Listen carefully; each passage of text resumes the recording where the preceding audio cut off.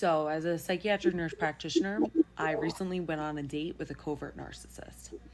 And this is how you should evaluate people on dates. So, a covert narcissist is inherently selfish individual, and they will demonstrate that early on if you're paying attention. Now, I went on a date with an ocular surgeon, Harvard graduate, all the credentials, so great, right? So, planned a date for a Mexican restaurant. The Mexican restaurant that he planned was closed. He didn't know that because it wasn't well planned. And again, inherently selfish individuals. And I'll tell you, I didn't make that judgment right away, but after 3 dates, I could definitely make that judgment. Now, I'll say this usually, When we talk about dating and how important dating is and what it proves and you know what I mean, and things that are shown on dates. Um, when women are talking about men being intentional and stuff like that, that like what she is clocking is, and this is what a lot of women are doing, they're just taking the information and the data, they're processing it, and then they're forming like a picture or like a profile of the man. And since they're not mind readers and they don't have crystal balls, they pretty much can only take what you give them. So for an example, in her case, a man that plans a date just to find out that the Mexican, or sorry, that the restaurant, it doesn't matter if it's Mexican or not, that the restaurant is closed, like closed indefinitely, closed at that hour, like whatever it is. You didn't research that. You didn't think to check to see, you know what I mean? Like what time the restaurant closed. It just seems like you just Googled Mexican food. And then the first restaurant that popped up within a certain mile radius, you're like, that's the one. You didn't see if the menu was good, like nothing. You couldn't have done any of that because, like, once you do that, it'll tell you on the thing this restaurant is closed. It'll be closed during these times. It gives you the hours of operation, all of this stuff. So that's not a oopsie. You know what I mean? Like that's not a mistake. That's heavy. That's big. Not being intentional. Not paying attention to details like that, right? Um, and men like to often the problem with this whole narrative around men not wanting to pay, aka not plan, because if you why think about it, why would a woman pay for a date that she didn't plan, right? So if you're the man, you're supposed to plan the date, and I know gender roles and all that, fine, but we haven't proven ourselves to be safe for women to be in our company. We haven't proven ourselves to be generally good people. So you need to show a woman, I'm not like the rest. I'm not like these other jokers out here. I pay attention to detail. Yes, I remember when we had a conversation and you told me you were allergic to dairy. So I'm not probably not going to take us to an Italian restaurant, right? Where they serve copious amounts of cheese, right? I'm not going to take you to go eat pizza, you know? Like generally speaking, you see what I'm saying? Like women are, what do you expect them to do with that information? But use it as a way to process and formulate a picture of who you are. That's why all of this stuff matters. best practice is you don't diagnose somebody with a personality disorder right away because people wear such great masks when you first meet them, regardless of who you are. They wear a great mask and they can tell you things. Um, and these people, especially in the cluster B, tend to be very manipulative and charming and very good at what they do because this has been a condition for them for the duration of their lifetime and they have no awareness. It's usually ego-systemic. So go on the date with the individual. Number one, gives excessive validation. So you're so pretty, you're like the prettiest girl I've ever seen. And by excessive, I mean constantly bringing this up. Like, I just met you. That's not really normal. Okay. A genuine thing to say is like, wow, you're very attractive. I'm very pleased with this date. But you don't go on and on about it. Okay. So gives you excessive validation. what is all narcissistic personality do? They give you excessive amount of validation in the beginning. They love bomb you. Now, I would like to say this, because a covert narcissist comes off as humble, shy, introverted, and, doing well for others or in the service of others, right? So, physician doing service for others, doing good for others, right? But the excessive validation is still usually there. Okay. Also, the types I've seen this before too, like with the people who they always do for everybody else and they never do for their family. They'll like I did a video on this woman and she was married to a dude and he like would go out and help his friends fix their house, but he lived in like the most rundown house ever and he was a contractor. Like that's what I think about when she says that. So, number one, excessive validation. Number two, talked about his contentious relationship with his mother, idolized his father, who was also a physician, and devalued his mother, who seemed to be depressed and never pleased with his father, who was. Write down devaluing your mother. I never clocked that as narcissism, but if you guys have ever been in my lives, tons of men devalue their mother's contributions to their lives just so they could like build up a man that was probably never there.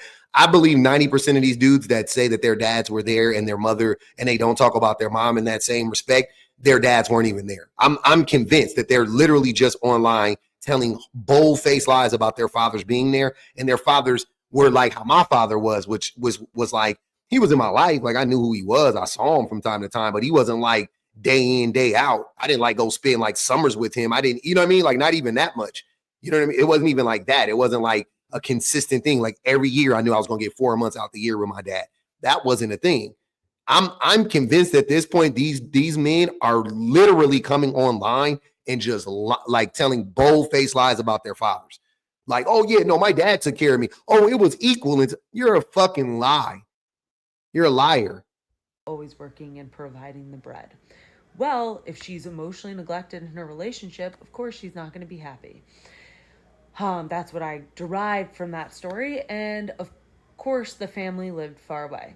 So, a theme that I do see with covert narcissist is they maintain superficial relationships, and that is pervasively in work, in family, and so forth.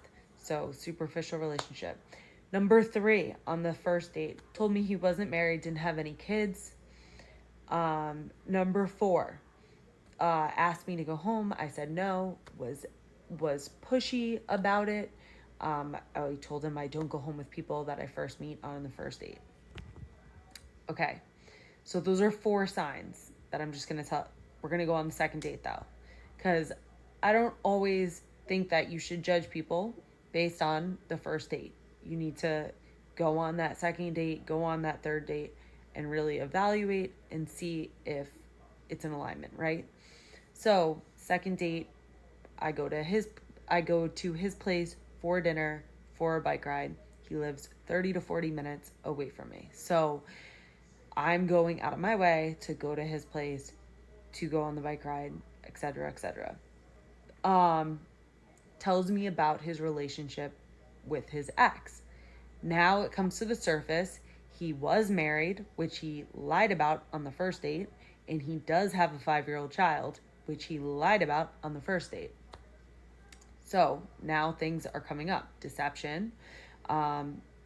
His ex is crazy. I asked him about of course, I'm asking a million questions. Ask so many questions. I asked him about his ex. Did you ask him why he lied to you? He told you he wasn't married. Wouldn't that would have been my first question? Is like, but wait, you told me you wasn't married. Why'd you lie to me about that? Why is that not the first question? Fuck all the rest of that shit. Let's just get to the bottom. I want to get to the bottom of that one. His ex was crazy, and I asked him what valuable insight did he learn about that relationship, and he said that he needed to avoid the red flags. So he learned nothing about himself, no emotional awareness. Here we go, Harvard graduate, intellectually superior probably in ways, very intelligent surgeon, but no emotional intelligence whatsoever. Okay, that's a big red flag. Um, and then we go on a third date, a coffee date and a bike ride.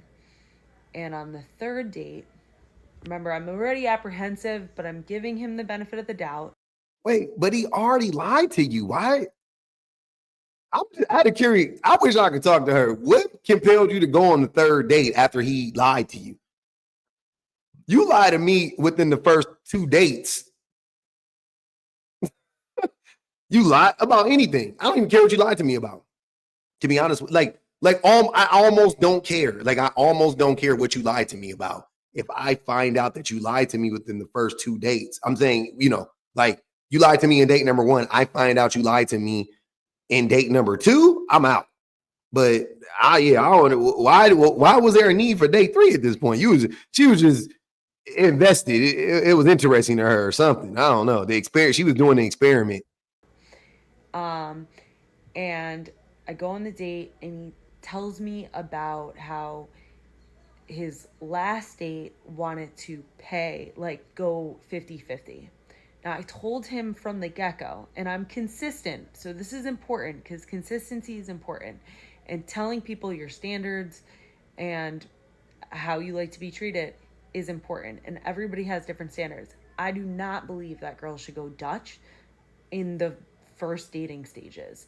And it's not even because of monetary reasons. It's because I believe that a guy should make an investment in the girl that he wants to be with. And I am quite low maintenance. And actually, I'm going to say this. Most girls are high maintenance, okay? So he's telling me at a coffee date. So a coffee is like $4. The last date we went on, he made dinner at his house. I'm driving 40 minutes to come to this coffee date. And he's comparing me to his last date, who was another surgeon, and telling me how she liked to go 50-50. So he's basically comparing me to this other girl, saying how, well, she thought it was good to go 50-50. And I said, well, that's great, but I told you that from the beginning, like I valued a guy that wanted to take a girl out to dinner. And I told you that from the get-go. And I'm not going to change my standard because you went on a date with somebody else. Okay. Then he goes on to say, well, he gets very contentious. Like his mask falls off. So when you disagree with a narcissist, you will see that their mask falls off, but you have to be paying attention. Then he says, well, maybe you should have been a doctor and not a nurse practitioner because you're very smart.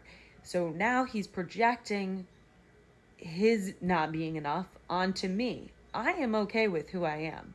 You're clearly not. So that was my third and last date. But what I will say is that this person did wear a really good mask. And covert narcissists are hard to identify because they're not like their grandiose counterparts. It's very subtle. I disagree. It doesn't sound like he wore a really good mask. It sounds like you just gave him a bunch of opportunities because you caught him lying on the second date. That to me was the mask slipping. Because why would that lie too? That's a humongous lie.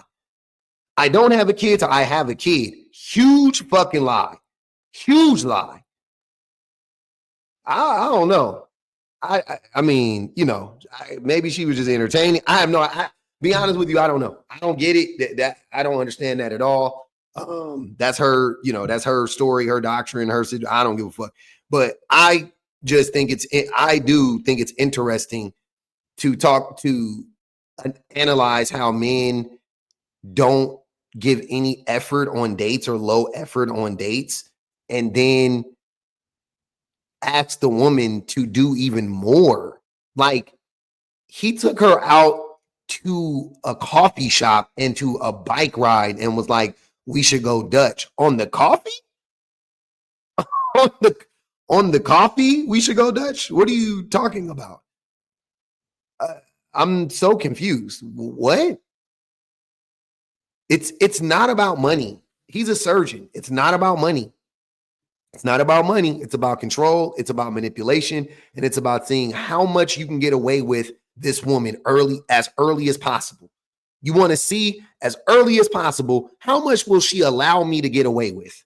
Because that's a precursor, you know what I'm saying, to what may happen in the future. If she's letting me get away with this now, imagine what she'll allow me to get away with in our relationships, in our relationship.